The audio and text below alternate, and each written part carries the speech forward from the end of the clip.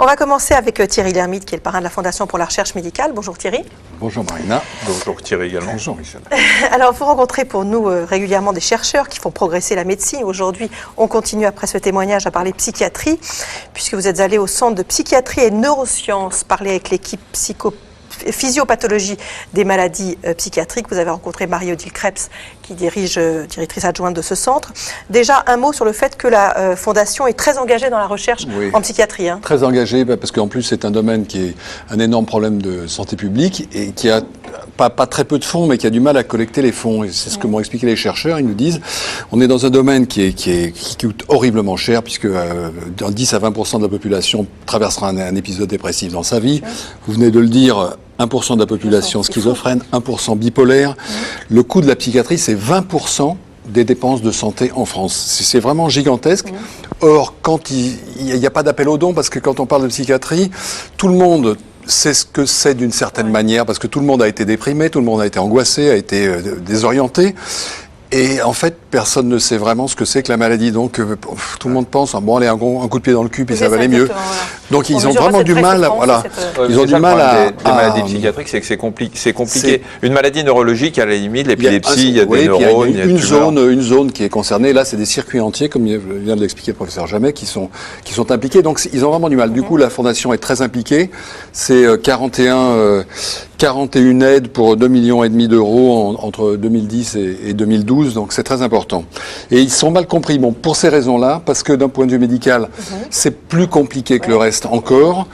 Parce que les labos ne cherchent pas trop, parce que c'est pas... Les labos pensent que c'est une impasse dans les traitements, que c'est très difficile à valider l'efficacité des traitements. On a entendu le professeur Jamet dire le contraire. Absolument. Important. Et il y a la génétique aussi. Les facteurs génétiques sont multifactoriel, donc c'est horriblement compliqué. Par contre, ce qui a été trouvé, c'est des facteurs précipitants. Le stress, comme vient de dire le professeur Jamet, et le cannabis, particulièrement à l'adolescence. Alors justement, Marie-Odile Krebs, que je citais, a étudié les effets d'une première prise de cannabis auprès de 1800 étudiants. Alors, pour la plupart...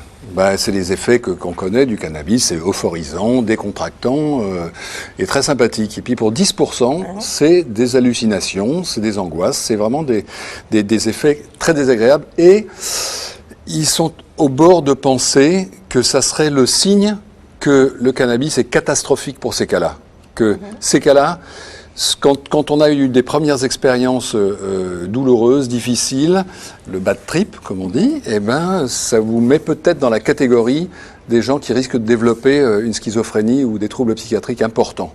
Donc c'est vraiment important de le dire, important que les jeunes le sachent, parce que quand on dit aux jeunes c'est très mauvais, et que tous les copains disent c'est très mauvais, c'est super, on a rigolé, c'était extra, non, j'en connais personnellement, beaucoup de gens connaissent, des gamins qui ont été désocialisés, déscolarisés, non seulement puis qui ont développé une vraie maladie psychiatrique, parce que c'est probablement un facteur précipitant. Alors on va parler d'un projet qui est soutenu par la Fondation Recherche Médicale aussi, c'est l'étude de la vulnérabilité au stress. Alors c'est sur les petits animaux, vous ne faites pas partie des cobayes. Vous êtes stressé avant de monter sur scène, vous ? Oui, absolument. Mais justement, c'est là ce qui est intéressant dans cette étude, c'est le stress. Tous les êtres vivants y sont confrontés, même tous les plantes y sont confrontés. Chez le petit animal, le stress, est-ce qu'on s'y habitue ou pas ?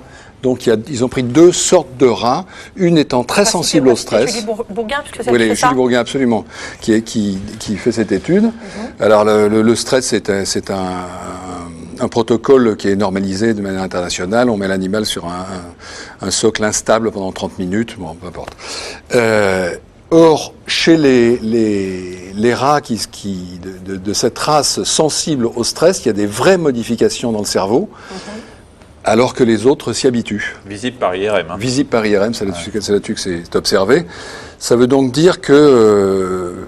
chez nous, chez l'homme probablement, cette sensibilité au stress et la confrontation au stress quand on y est sensible provoque des vraies modifications neuronales, des vrais circuits qui se mettent en place. C'est exactement ce que vient de dire le professeur Jamet là-dessus. Parce qu'on s'adapte mal au stress. Parce qu'on ne sait pas s'adapter au stress. On n'arrive pas, on développe des stratégies inutiles qui font des dégâts.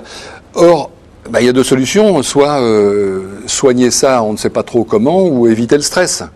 C'est ça qu'il voulait dire dans une enfance avec des parents attentifs, avec de l'évitement. On est prédisposé à des conséquences négatives. De l'évitement du stress ou du soin au stress, les deux en même temps probablement. Comment vous gérez ça, vous, avant d'entrer sur scène?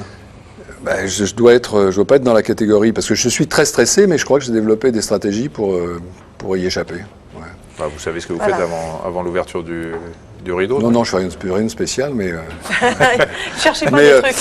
Et quand il parlait de la complexité de ces maladies génétiques, du côté génétique de la schizophrénie, j'étais frappé par un chiffre chez les vrais jumeaux. Un jumeau schizophrène, seulement 50% de l'autre jumeau est schizophrène. Ça veut donc dire que génétique, mais pas héréditaire forcément. Merci, M. Thierry. Merci beaucoup. En tout cas, on a bien compris qu'il faut donner aussi pour la recherche en psychiatrie. C'est très important. C'est indispensable. Des rares qui donnent. Voilà. Merci Thierry.